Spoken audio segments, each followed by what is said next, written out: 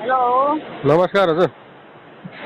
नमस्कार के छ हाल खबर छ? बस ठिकै छन् हजुरका के छन्, आराम छ? त्यो भाइको भल लिखित हो र? लिखितमा अलिक तयारी गरेर बस्दा हुन लिखितमा केही लाग्दैन हो। पछि मामका दिदीहरूलाई पछि चेक गरिन्छ। अहिले भोलि त केही गर्दैन। केही नखाकिने हो? त्यही त कसरी नि त्यो त पहिलालाई त खोज्यो अहिले त कसरी नि लिखितमा के गर्दैछ? लिखितमा के नै नै पहिला बरु यसो बरु आर्थिकको कुरो चाहिँ बरु आज गरिहाल्ने थियौँ होइन। नआयो भने लिखित केही नआएको छ कि मैले भने हाम्रो जस्ता ल्याएको लिखित दिनुहोस्। अब नाम चाहिँ चिने पठाइसकेको छु। लिखित लिएर आउनु लिखितमा त इन्ट्रेस्ट नहुने हो। त्यही त हजुरले भनिदियो बरु एक पहली दिइरहेको थिएँ, अब एक मै थपिदिन्थ्यौँ बरु भल पर्किलाई एक हालिदिन्थ्यौँ भने।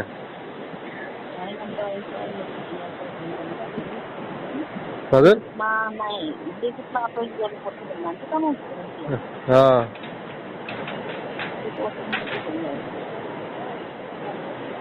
निको झाले योपालि त तयारी चाहिएको देख्नु त अहिले अनुभव ठिकै हो ध्यानमा सोध्नुला नेपाल ननिकले त त्यही त भने इन्डियाभर त 1 लाखको त्यो ब्याज अझै तिरिहाल्यो भने बिचराको त खै भन्दा ननिकले त अप्ठ्यारो हो कि कति ब्याज भयो ऊ पाछा गाली दिने हुनु पाछा अब लिखित त कमुला खाइन्छ छ लिखित नगर्नु लास्ट 3 नम्बर यताउति त्यो गर्नुलाई लिखित त भोलि पत्रिका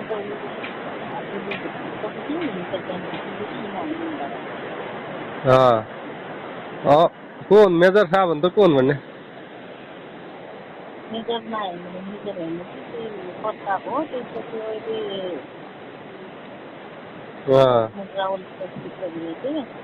हजुरको भेटघाट त हो नि सब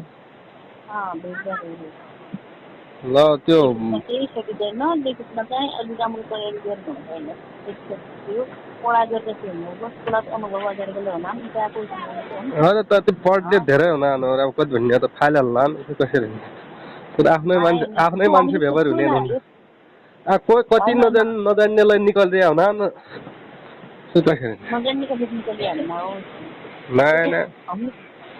कसो हामीले थुप्रो लाग्यो भने त्यो त अहिले त होइन कि पहिला गरिन्थ्यो। अहिले लोसो अलिक दिन भइहाल्यो तिमीहरूले त केही गर्न पाउँदैन।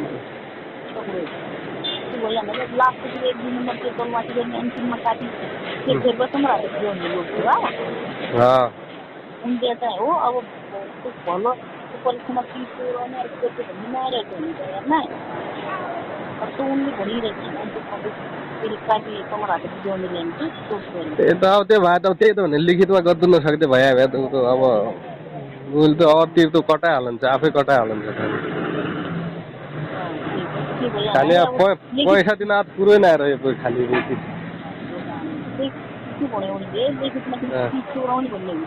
मैले त्यही भने अब लिखितमा हुनु नआइसक्दियो भने रे अब त्यो मैले खालि क्या दिउँ म 1-1.5 लाख रुपियाँ मेरो 1 लाख रुपियाँ अहिलेसम्म ब्याज तिरेर त फिर्ता गरिदियो भन्ने आएको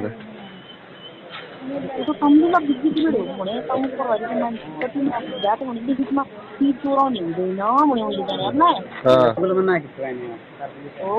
अनि लोकसेवाले दिने हो इक्जाम लोकसेवालाई दिइसक्यो हो नि त 5 वर्ष पहिलादेखि लोकसेवालाई दिइसकेपछि लोकसेवाले काटी चेक गरेर तिमीलाई बुझाउने पछि तिमीलाई नै भित्र आफ्नो मान्छे त भइहाल्छ हुन त भन्ने कुरो भन्नाले त अब पैसा दिइहाल्यो न त अब त्यो पैसा फिर्ता गरिदियो भन्ला अब के गर्छौ पैसा हालिदियो अब मेरोमा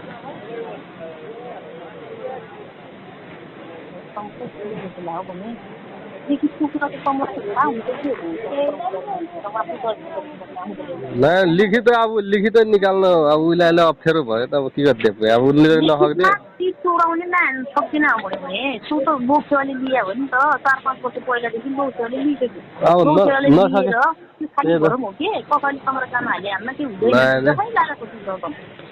नसके त अब क्या त ऊ बिचरा पैसा खानु त भएन त हामीले अब त्यसपछि त्यसले के अरे तपाईँलाई लो सेवाले काटकेट गरेर तपाईँहरू हात दिने रहेछ लास्ट हो तलमा चाहिँ त्यो विचार तलमाथि गर्दै हिँड्छ त्यो मैले भनिहाल्छु अब त्यो जम्मा नलेखेँ तपाईँ पास गरेर नभए बस्नु चाहिँ नालिदिने लेख्नु पऱ्यो त्यो तयार चाहिँ गरेर हो ननिकाले त अब उसले अहिले ननिकाले त पैसा त दिनु पडला त उठाइदिनु पैसा त अब त्यहाँ नदिनु अनि गरिब बिचरानको अब 1.5 लाख रुपियाँ भने त धेरै हो त गाउँघरका अब ऋण निकाल्ने पऱ्यो गरे ब्याज तिर्नु पढन्छ ल अब नहकेबर त नहकेबर दिनु पडला पो